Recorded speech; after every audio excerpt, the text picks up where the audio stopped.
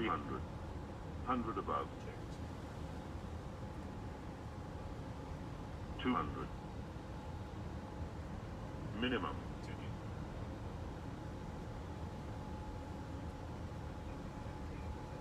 100.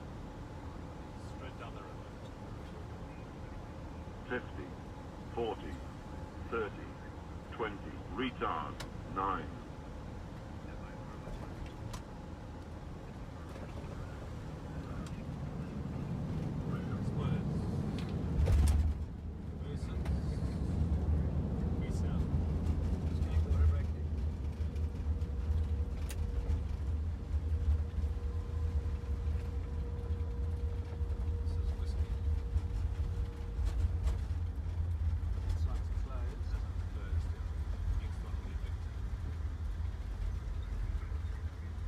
This episode is proudly brought to you by Optimum Financial Services Group.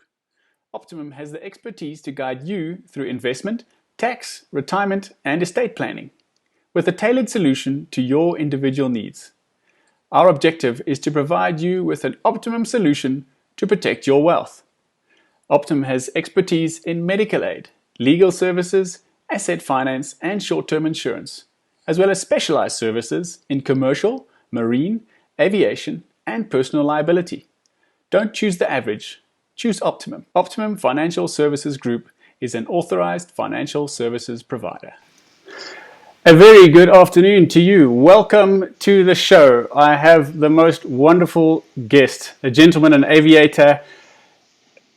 Words cannot describe. Scully Levin is synonymous with aviation in South Africa. He is the third generation, and his children and his grandchildren are also in flying.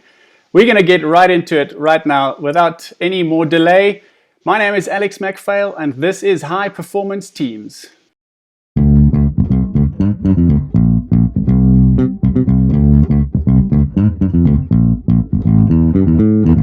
Scully, how are you doing today? Great to see you. Just great. Thanks, Alex. And nice to see you again. Although it's not in the flesh, nice picture. That's great. Are you managing to keep yourself sane while you are not able to get into the air? I am. And I've learned a new skill, that of gardening. Wonderful. This must be one of the longer periods in your life that you haven't been airborne. Is it, 8 weeks about now? That's true. Yeah, it's the longest period in my life. Oh, wow. Has there been any test flights or anything of the sort? Nothing? Nothing as yet. Nothing that we can justify legally. Okay. But I'm sure that shortly we'll be up in the air again. Okay, wonderful. Well, Scully, I mean, you've seen it all, you've done it all. You've been flying for 5 decades. You were an airline pilot for 4 decades. You've been the leader of a formation aerobatic team for more than 3 decades. Your 5th generation in the Levine lineage is now flying. Let's just go back a little bit, right back to your sort of formative years and that great story where you weren't allowed a sandpit. Your father gave you an aeroplane instead. That's true. You see, I come from Polokwane, and there was an Air Force base there. That was the multi-engine flying training unit. And after the war, they disbanded that. They cut the aeroplanes up and they started melting them down. And my dad managed to buy one, attached it to the back of his motor car, dragged it through the center of town and put it in my grandparents' garden. And he said, "No sandpit for you. There the aeroplane is." So I remember I have flashbacks to the age of 2. And sitting in that aeroplane with my father as he went through all the checks, because he had actually flown those aeroplanes. Oh, that's a great story. Did that aeroplane carry on? Did Ellis and Sally and Haley have a turn in that same aeroplane? No, unfortunately not. As I said, it was down at my grandfather's house. And then my dad and mom built their own house, and the aeroplane never came with them. But there were friends of ours that also had one. They'd also bought a carcass, so to speak. And after school, I used to go and play in that one. Oh, that sounds wonderful. Okay, so fast forward a little bit now, and then you join the Air Force and you become a flying instructor, and flying kicks off. What age did you actually start officially flying before the Air Force? I started at age 16. I soloed on my 17th birthday, and I missed the valedictory parade at school at the end of matric because I wanted to carry on with flying lessons. I got a PPL, a private pilot's license, but shortly thereafter, I went in for my national service, applied to become a pilot, went through the selection board, and by the age of 17, I was flying Harvards. Okay, wow, sounds like fun. And you progress to become an instructor, and then you move on, and you at university, and then you decide to get yourself involved at also a young age, and you join South African Airways. So at this point, joining the airline, are you involved in any sort of small airplane flying still, or how does that tie in with your career? Yes. What happened was after I left the Air Force, I went to university, as you said, and I was giving flying instruction to put myself through university. At the same time, the guys at the flying clubs discovered that I could teach aerobatics in basically the tiger moth. So I did a lot of aerobatic training, and that was my civilian exposure to aerobatics. So that, and I kept that up. So that when I eventually joined South African Airways, I was still very active as the civilian flying instructor and also as an aerobatic pilot. Okay, and just backpedaling a little bit once again, your father, did he also fly to quite an old age? Yes, he did.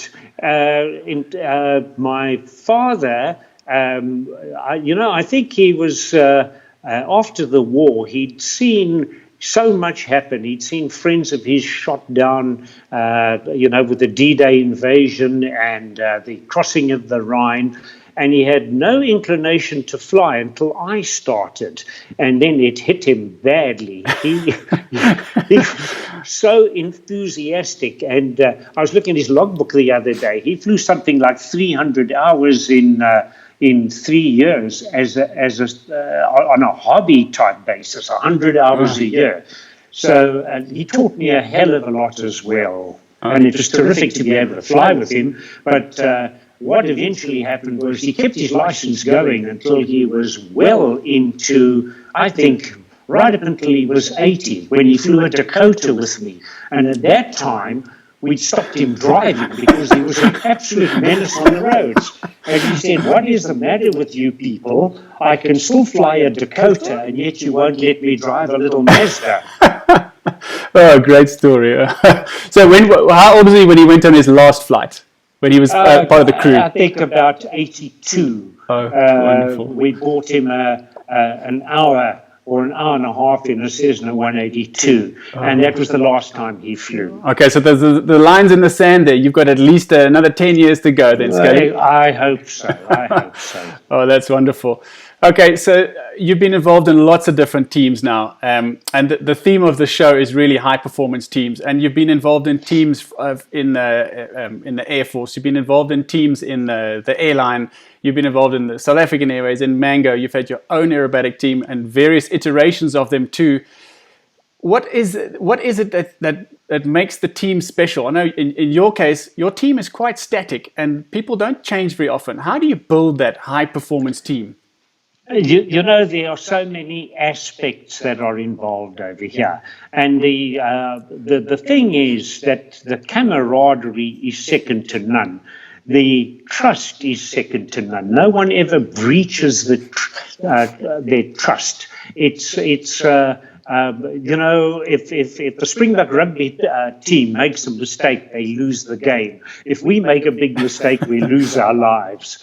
So you have to have trust in each other. You have to get on with each other. You've got to have the knowledge to be able to operate in this specialized environment, and then naturally the skill. And it all boils down to attitude as well, knowledge, skill, and attitude. Well, that's great. Now I'm going to put a little picture up here going back to the early 80s, 81. And this is not the photo from 81, but there you're landing your aeroplane on a truck, sponsored by Gabriel at the time. Tell me about that team and how you thought up this idea and actually got approval to demonstrate this in front of paying public. Well, it's quite a long story. I had seen a formation aerobatic team, a civilian formation aerobatic team fly in America. They were the Ray-Ban Golds. And for 14 years, I looked for sponsorship to start a team. And I have to say that I think I was thrown out of every single business in Johannesburg. I couldn't even, I never ever got to the CEO of an organization. It was always the secretary that turfed my presentation into the dustbin. But then what happened was I heard about this guy that was landing on top of a truck in America.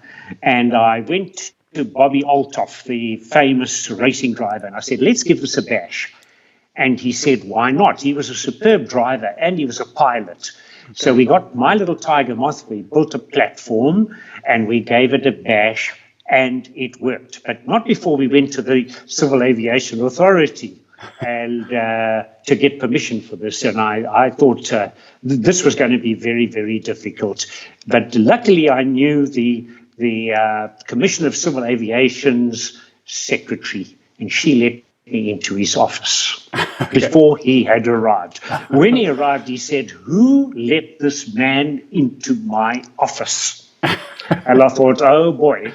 So I came up with this idea or this presentation, and he sat and he listened for a while. First of all, he said, are you crazy? And then when I explained how we were going to do this, he said, that's a damn good idea. I think that I will... I'd give it a bash myself.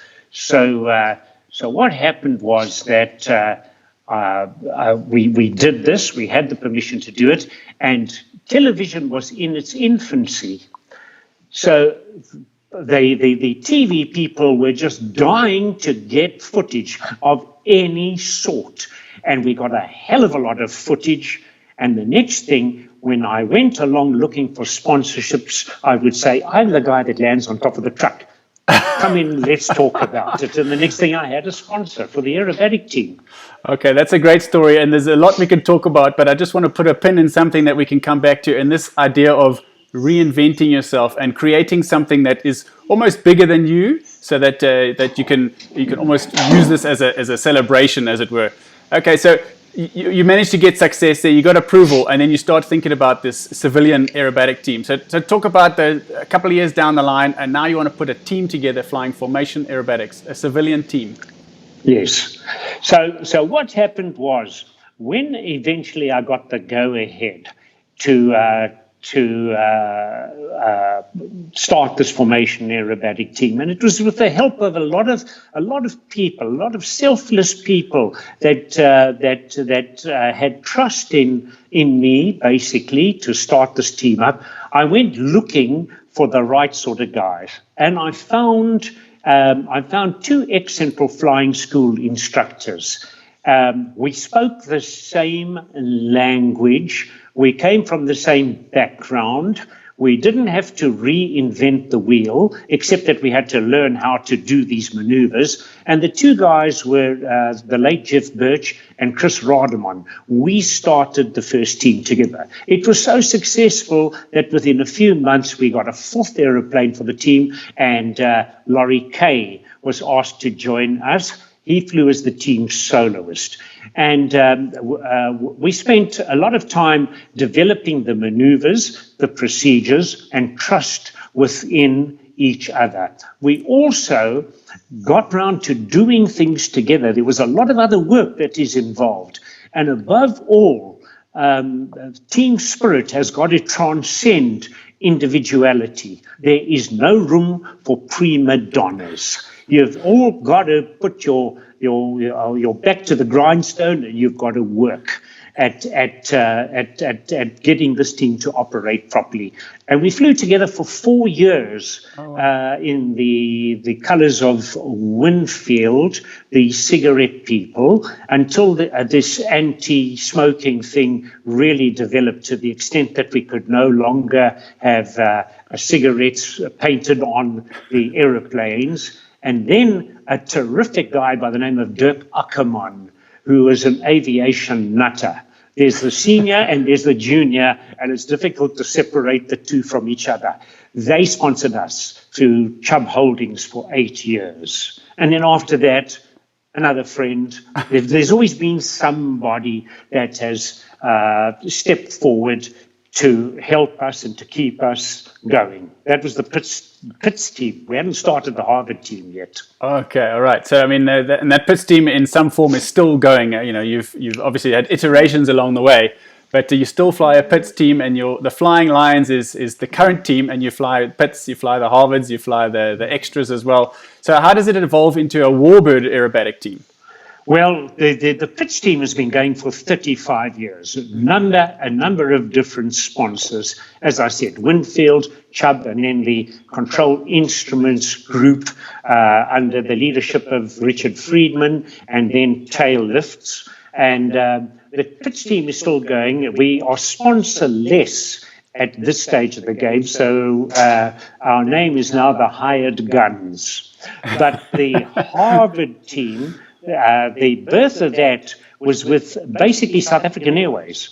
Johan Dries, who was the ex-pilot and a superb aerobatic pilot with a lot of Harvard experience, he and I started the radial pair using South African Airways Harvards that the apprentice training school had rebuilt. And we flew those. And then at the same time, the Air Force was getting rid of its Harvards, and Arnie Meneghelli, a very, very successful industrialist and also an aviation nutter, had bought a number of Harvards on auction. And he'd learned through the Harvard Club how to fly formation until we got hold of him and said, listen, there's no reason why we should not start a formation aerobatic team. And that was Arnie, myself, Ellis, Johan Dries, and Jeff Birch, who unfortunately only flew 2 shows and then became terminally ill with some disease and passed away. Okay, so I mean, you've built from strength to strength, but at the same time, you're involved, heavily involved in South African Airways. You've got quite a significant career. The chief training captain. I mean, that's a training unit as well. It's a high performing unit. What themes have you brought through from your military training, from your experience on air shows, the safety and the risk, the teamwork, the trust? What are the common themes that has come through that marries over from airshow flying to the sort of professional, organized airline flying? You know, you have to be very careful not to fly Pitts Specials and Harvards as if they were airliners, and not to fly airliners as if they were Pitts Specials or Harvards. So they are 2 entirely different disciplines. But having used the word disciplines, it's all about discipline. And as I said earlier on, knowledge, skill, attitude, and not breaking the trust between people, treating people as professionals, knowing where you are going. And we had a tremendous amount of success, all born as a result of somebody who suggested that for the first inauguration of Thabo Mbeki as the president, we should put 3 Boeings over the Union buildings in a fly past. And this, to our knowledge, had never been done before. We certainly never knew of 3 airliners that had been flown in formation. So on a Thursday afternoon before the event, before the Saturday when he was inaugurated, we took 2 747s, Jeff Birch and myself, and off we went to Ventersdorp of all places. And we practiced overhead Ventersdorp, finding positions, techniques, how we were going to do this, because they are mammoth aeroplanes. And we got it right. And this was the team was going to be led by Laurie Kay in a Boeing 747 Classic. We were flying 2 747-400s. I flew on the left wing, which is your position as well with the Silver Falcons, in the right-hand seat, so that I had an unimpeded view of Laurie's aeroplane. and the chief pilot at the time, Johnny Wood, sat in the left-hand seat. On the right-hand side was Jeff Birch, flying in the number 2 position, sitting in a left-hand seat. But the great coincidence, and also very, very fortuitously, was that all 3 of us came from the same special team. Okay. So we flew to the same conventions, we were comfortable with each other, we understood each other, and that's how we did it. Then that developed into one fly past after another, the re-inauguration and the World Cup cricket opening and the final, etc., etc. Whenever there was an occasion to celebrate, we would put 3 aeroplanes up there. Sometimes the Airbus A340, sometimes the 747, sometimes a mixture of the 2.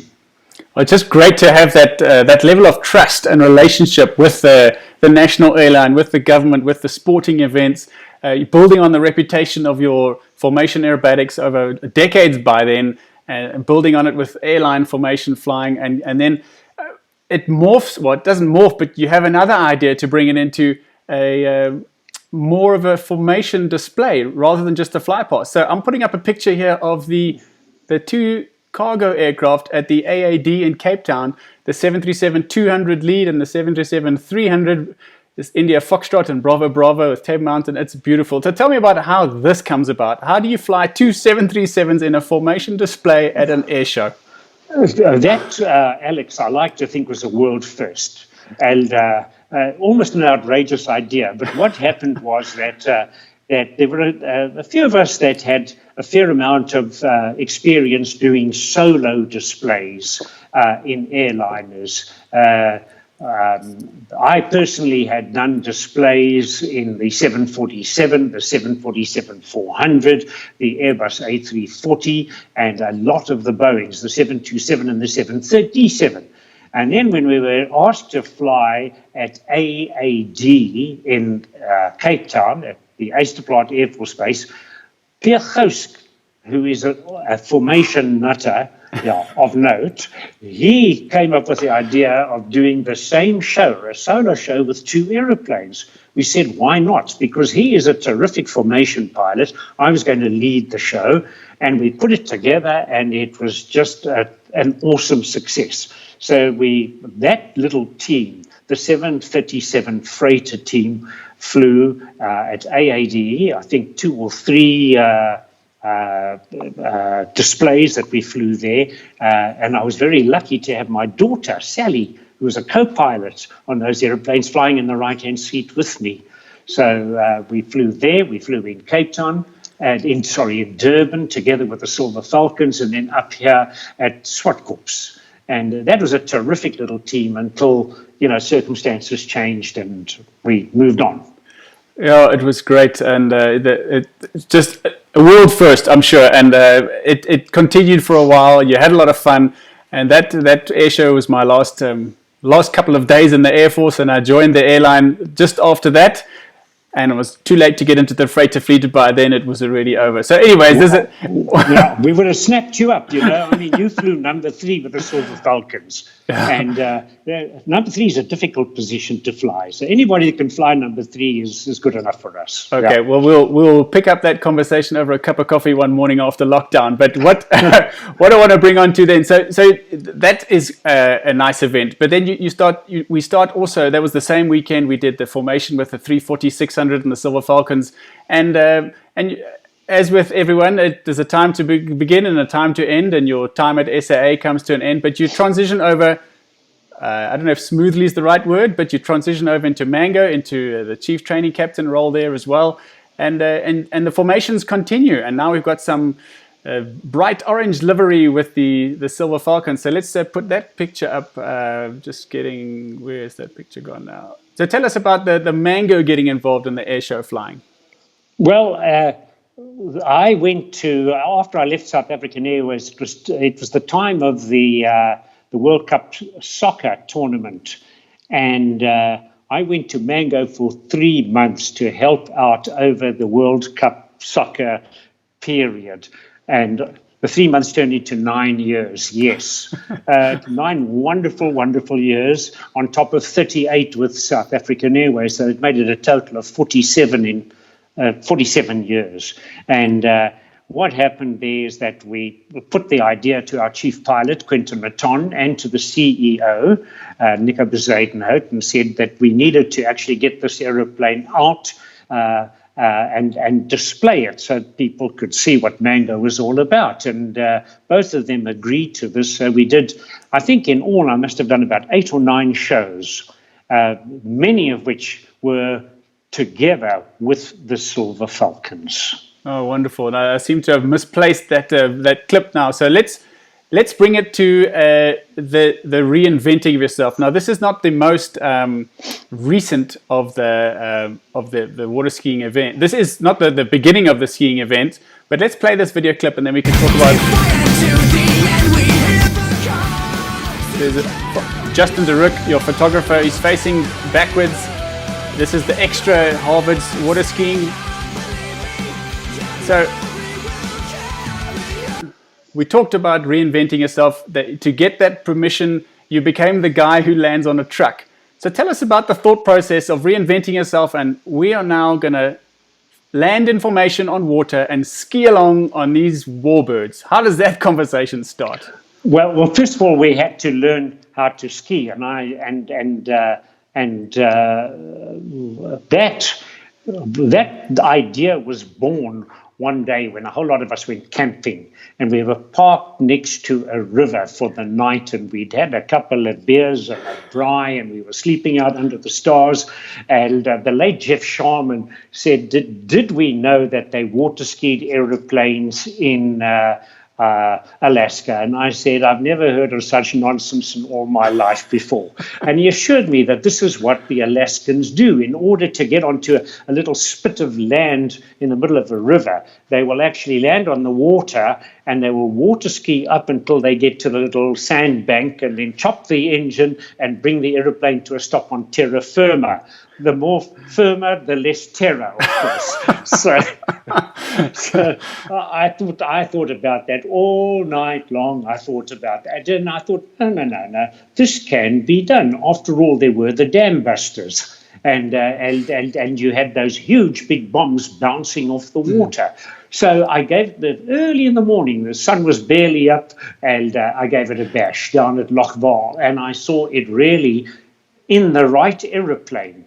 With big enough wheels and wheels that have got the correct aspect ratio. In other words, that are quite wide in relation to the diameter of the wheel. I saw that this actually was feasible enough. So I started doing this in Super Cubs and Huskies and J3 Cubs and Pawnees. I did it for the movies. And then eventually once the Harvard team had started, and this was Arnie's team, I gave it a bash in the Harvards because there was no reason why we couldn't do it.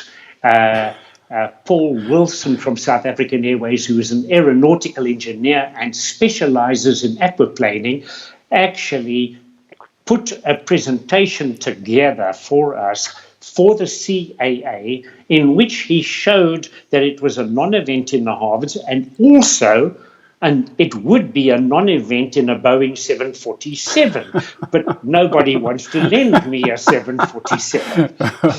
Yet. So what happened was that we did this in a Harvard, and then Ellis is always full of ideas. And Ellis came and said, Dad, we need to do this in formation. So we said, why not? Let's give it a bash. And we gave it a bash, and that stunt made history all over the world. Although there were non-believers, a lot of people said, this is photoshopped, this cannot be. All right, but the thing is that it's easy enough to do if you know how. And are there pitfalls? Yes. Would I recommend this to other people? No.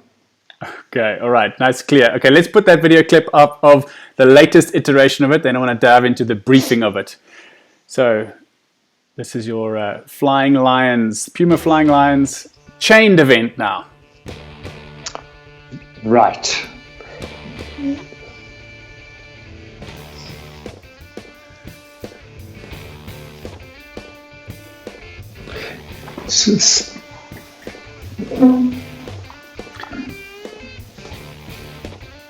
Okay, so there we see you guys are all connected up. You're doing loops, you're chained together. I mean, you're doing loops, you're doing takeoff, you're doing a skiing, you're doing landing back, and you are actually 3 aeroplanes tied together on the wingtips.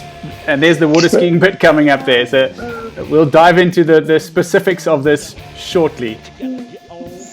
Of course, the camera ship is a very important part of this thing too.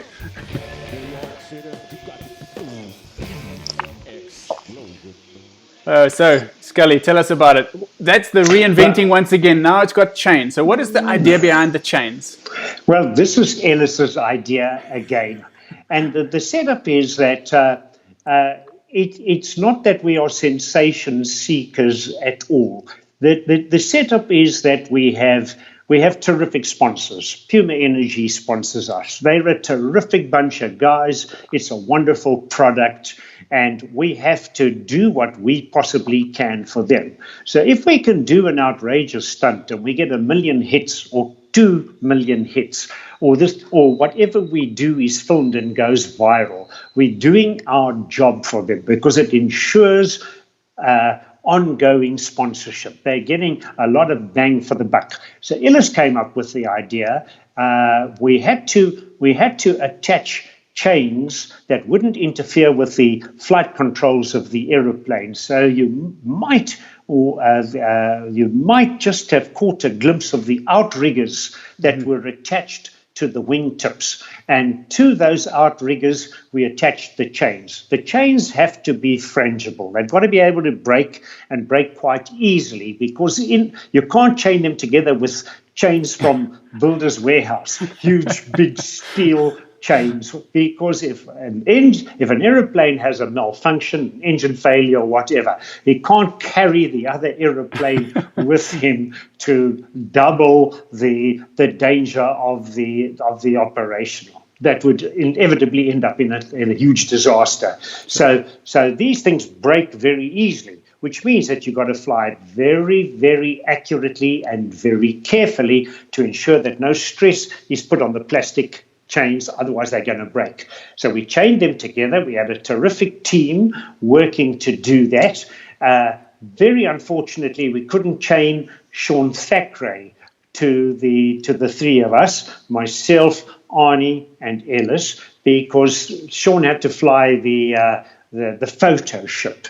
So we went to Potchefstroom, where there was a nice wide runway, both for the takeoff and for the landing. Prior to startup, Sally, my daughter, connected the aeroplanes up. We got airborne. We flew a couple of aerobatic maneuvers, loops and barrel rolls, in formation. We went off to the Klipdrift Dam, did a number of runs, still joined together. You might be able to see the yellow chains. And after that, we flew back and we landed in formation.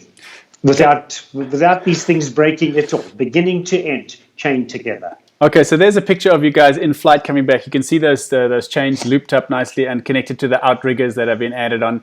And I want to just stress there. So we discussed this last week with Justin when we were talking about the photography and these aircraft are chains, and it seems like a mind-blowing event. It is incredible. But the aspect to focus on here is really, is this high-performance team capable of being chained together, getting airborne, going into doing a formation loop in a high-felt spam and formation water skiing, and come back and land and still be chained at the end of it. I think that's just wonderful. Now, to discuss this, I want to highlight a couple of things here. So we've got, when we talk about high-performance teams and how they get themselves in the zone to continually deliver in the greatest arenas, there's thorough preparation, there's execution with precision, and there's review. So in light of those 3 steps, how did you guys go about creating this, getting ready for it, delivering it, and review your performance that perhaps, tweak something, make it better for next time?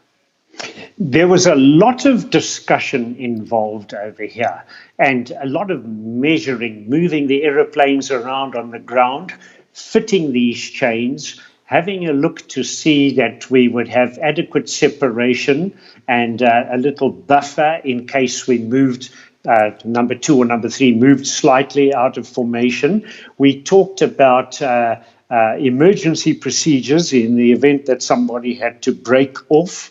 And then naturally we did a couple of test flights before the time. It wasn't just a case of getting in and doing it. A lot of discussion as to what we could expect. We learned some lessons there as well.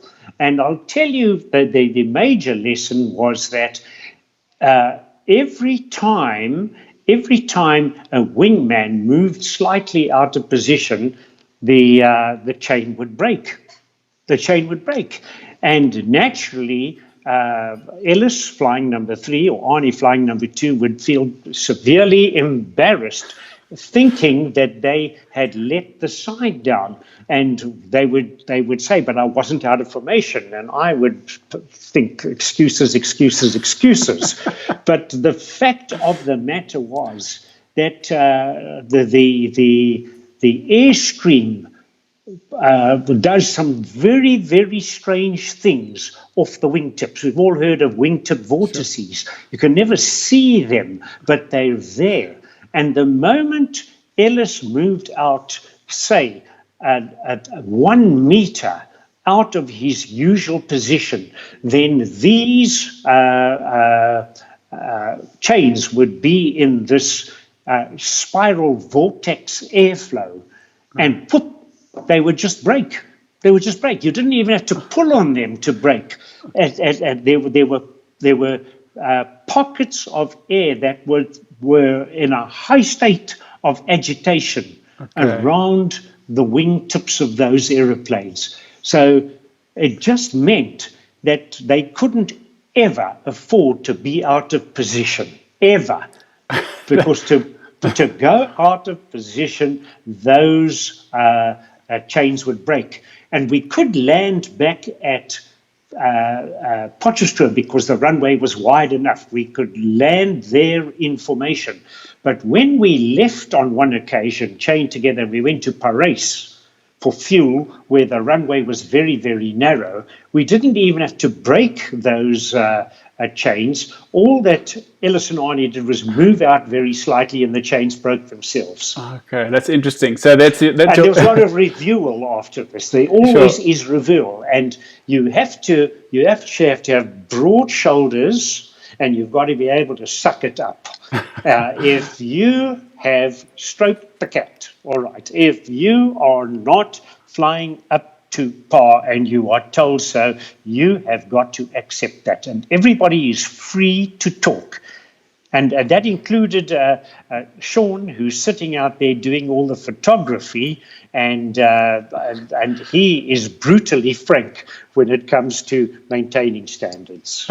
Okay, that's a great story. Okay, Scully, it's let me now also dive into a little bit of more. You got another little video here playing, and this is now bringing into the extras into play here. So let's have a tail lift sponsored extra video here. Let's talk about this Sally getting in. Right.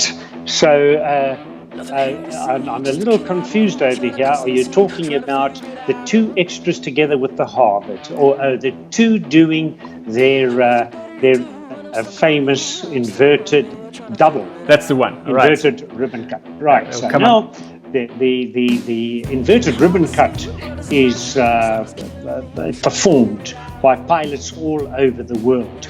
They string a ribbon up between 2 poles, and you fly upside down close to the ground. You go between the poles, you cut the ribbon, and that's an act in itself. There's some guys that have set 3 of these ribbons up down the runway. They go through the first ribbon in knife edge flight to the left, the second ribbon in inverted flight, and the third in knife edge flight to the right. But nobody had ever done this nobody to my knowledge had ever done this in formation together. Again, guess whose idea? Ellis's. So Ellis said, Dad, we got to do this. And I thought, you know what, let's give somebody else a chance. So Ellis and Arnie did this. They practiced together. Sally ran the operation on the ground, and I just sat there as a concerned father. And so what happens is they go into line astern formation, where Arnie is sitting behind and below Ellis with the one extra. Ellis is flying the lead extra. They do a loop just to get their orientation right. Then they do a 3/4 loop. And when they are diving down the back side of the loop inverted at an angle of 45 degrees, they hold that inverted line. It gives Arnie a chance to make the transition from positive flight to negative flight, because they've both been thrown out of their straps now, as you know. Yeah. And then down they come. Ellis picks up the line, and which is down a runway out in the general flying area that we used. We had the 2 poles up there. We had 2 sets of ribbons, and he gets down really close to the ground, upside down. Arnie stays in the number 2 position, and they go through the ribbon. A double inverted ribbon cut. Really quite something. Yeah, it's amazing. A great video to watch. And Scully, there's people joining in from everywhere, and there's some questions coming through. We'll get to your questions in just a minute now. Okay, so let's just take a moment to just talk about your team now. We've mentioned a few bits and pieces, but who is this team? Who's the team of not only the people that are giving the display, but you've got great working relationship with Justin DeRook taking photos, and we spoke last week about coordinating how do we get this photo shoot to work. But there's a support staff, you've got the sponsors, which I know Sandy, your wife, is also very instrumental in keeping the family together. So explain a little bit about your team. How does this high-performance team operate? Alex, it's a big team, and everybody has a place. Everybody has a place. Everybody is a valuable member of the team, and they all make a contribution as well, big contributions. So the guys that do the displays, I lead all of the teams. Ellis flies number 3, and he flies in a solo position. Sean Thackeray sometimes flies in a solo position and also flies number 3. Arnie flies number 2. My daughter, Sally, is a terrific formation aerobatic pilot. Unfortunately, there are no spare aeroplanes for her, but from time to time, she stands in and she flies beautiful formation aerobatics. Lovely to see her out there on my wing. But then our ferry pilots, they are deserving of a huge big mention and a thank you, because when we get all of these aeroplanes, 4 pit specials, 2 extras and 4 Harvards to wherever we're going, they bring these aeroplanes along for us. They bring them there, they refuel them, they resmoke them, they push them forwards and backwards to the fuel pumps, and then they help us secure them at night, and they get them home the next day, and all out of their own spare time, and very little of the limelight for them, as I said. But they are crazy about aeroplanes, crazy about the smell of avgas, and they love doing it. And also, they get to fly these 75-year-old Harvards. A great privilege to be able to do so.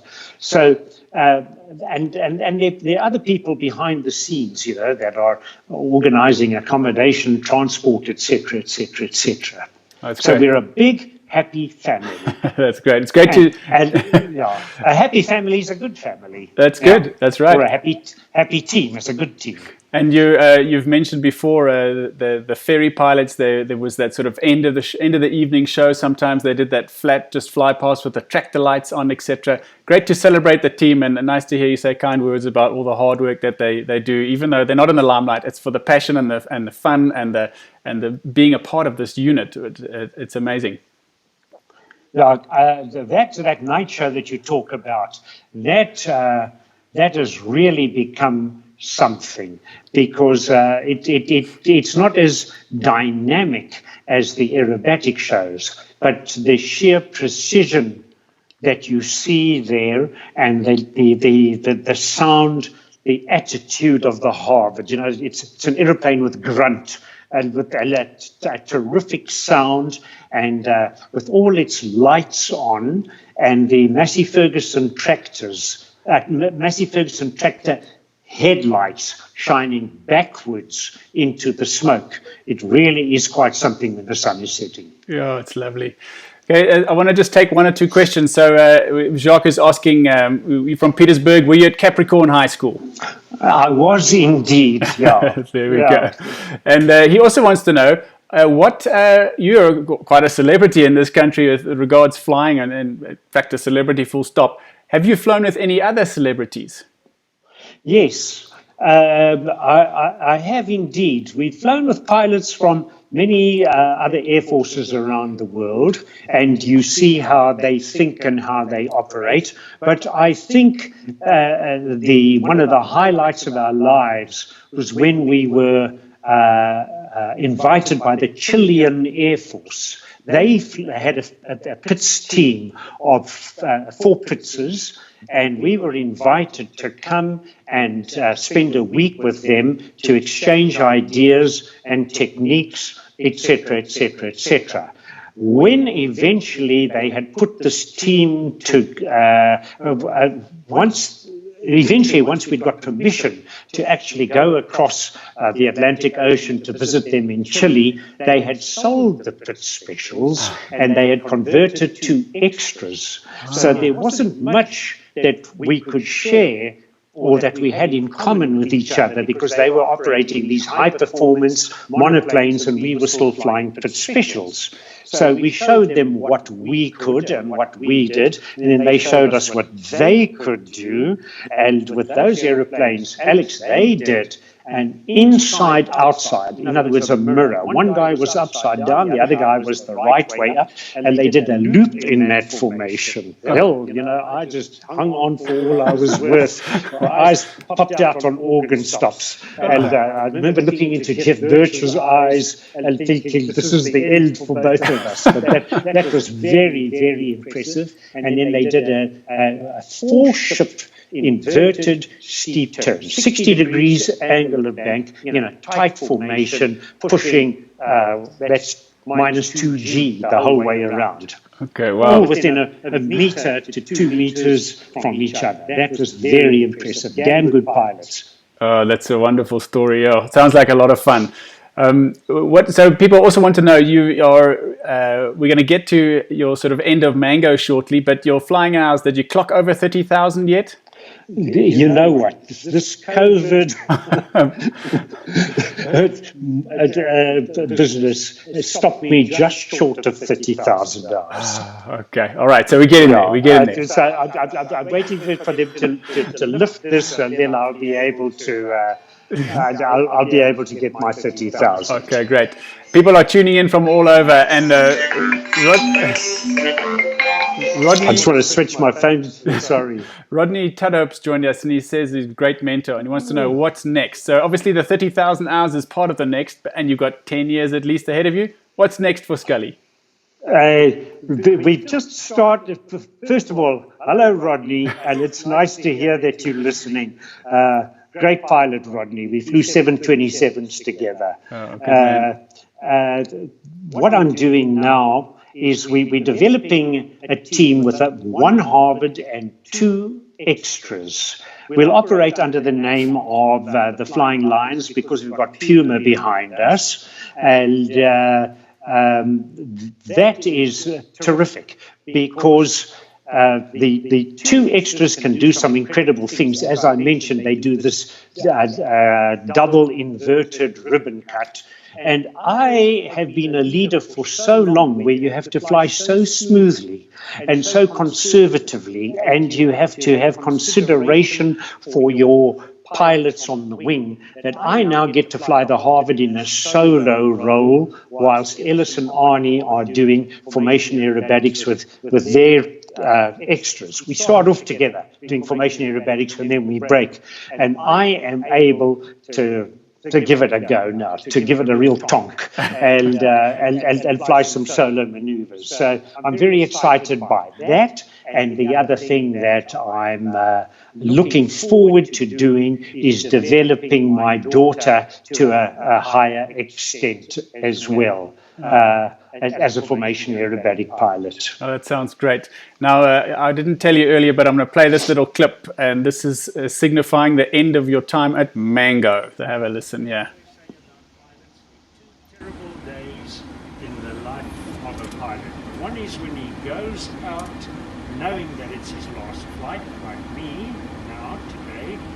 The other is when he goes out not knowing that it's going to be his last flight. So I'm glad it was the former and not the latter. And thanks so much for flying with us. And you're in terrific hands with Mango. We thank you for flying with us, and we hope we'll continue to do so. So there's your announcement there from your last flight on Mango. So tell us about those two experiences. Firstly, you retired from SAA, and you said you just went to help out, and it became another long career at Mango. And that you must have known, and that was your last airline flight. Tell us about your feelings and your thoughts that day with that announcement, and the message of the two different types of days for pilots. You know, they were both very emotional for me. They really make a hell of a fuss of you, you know, on your last flight. My last flight on the 747-400, all the cabin attendants got together, bought me a lovely, lovely present and sang songs and gave me special food and whatever.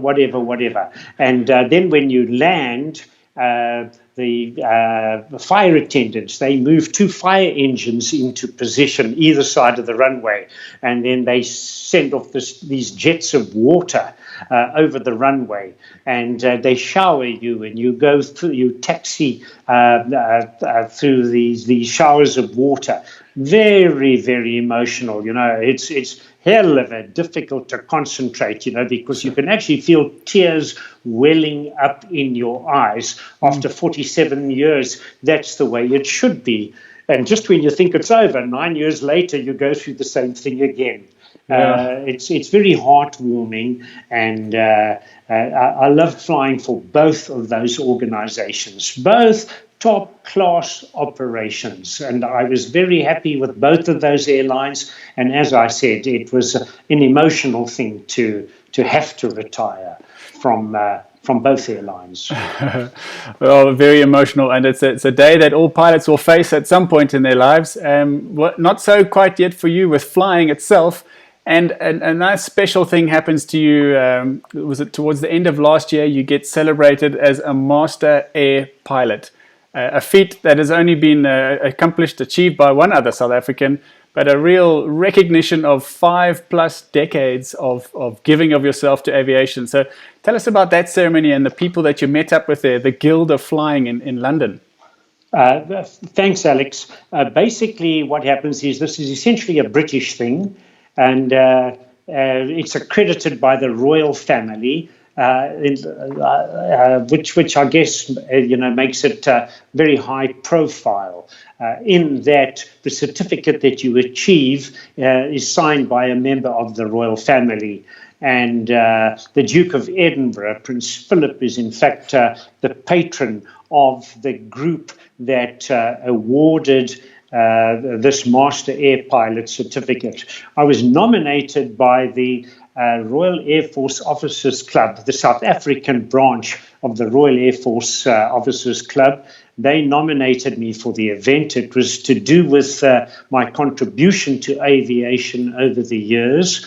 And so my wife and I went to England, stayed at the Royal Air Force Club, and then there was this terrific ceremony, terrific. There were hundreds of people there, all pilots and their wives, and all the pomp and ceremony that the British are famous for.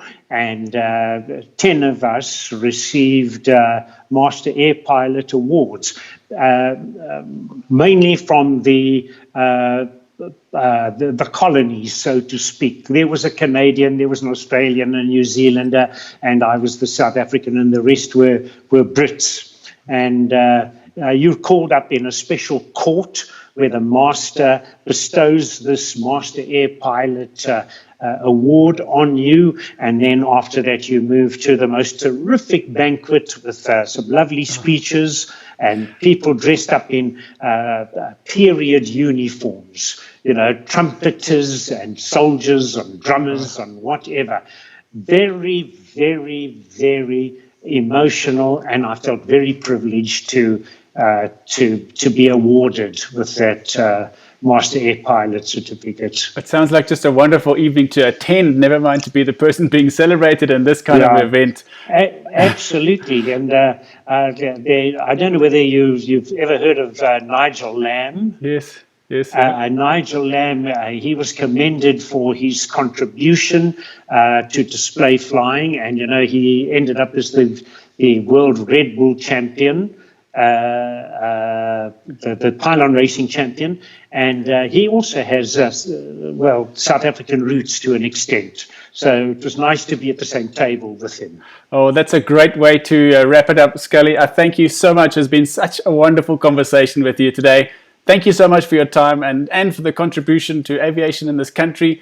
And we wish you another decade or more of some formation and aerobatic flying. And I hope to meet up with you one day soon. Thank you, Alex. And thank you to everybody that tuned in to watch Alex's presentation. Thank you so much. Thanks. Well, folks, it was just a wonderful conversation right now. Thanks so much for joining us. Please remember, if you enjoyed the show, to subscribe, to like and share with somebody who might enjoy it too. And until next time, stay safe.